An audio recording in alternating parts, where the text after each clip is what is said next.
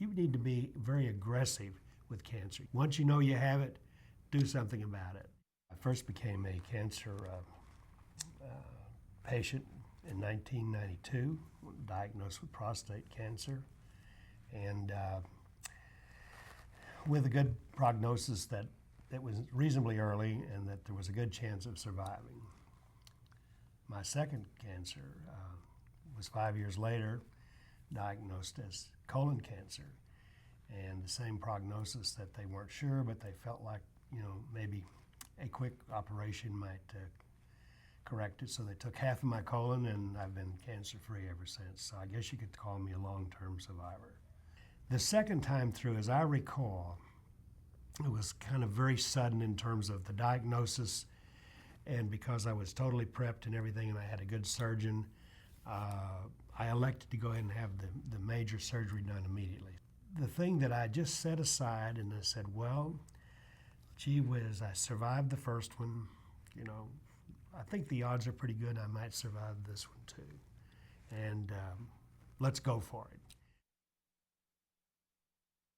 Well, with the prostate cancer, of course, there's those certain things that happen to men when they have prostate cancer. So we'll throw all that away. I mean, I called Bob Dole and I got all of his recommendations and I threw them in the trash can. I gave a little speech, a motivational speech at a corporate group one time, and they said, blah, blah, blah, blah. And I said, I can do almost everything that I used to do except one. Guess what it is? And some lady up in the back says, I bet I know. And so she was right. So those are the kind of things that happen with prostate. Can you live with it? Of course. If you're young enough, there's things that can be done to correct it. If you're old like me, it doesn't matter. You just think, gosh, that was fun years ago, let's forget it. If you are a person who's not been physically active, no matter what your age, you better start. If you're 80 years old, you better start. If you're 60, you better start, or 40, whenever you are, because that's critically important to long life. I'm positive of that. I don't know of anything that you could do that will benefit your longevity any more than exercise. And exercise means two or three things. One, your heart. It means doing things that are so physical that you've brought yourself into a point of having your heart rate at least up to 80% of maximum and maintaining it for a long, long, long time. Some people think, oh, well, I broke sweat, I'm tired, that's it, I've had enough. But that's not enough. You have to work at it, and it hurts. The old saw, no gain, no pain, no pain, no gain.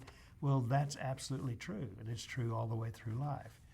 So that, I think, is important. The second part of it is that you've got to do something that is physical in terms of strength. Personally, we have a complete set of old Nautilus in a double garage at home.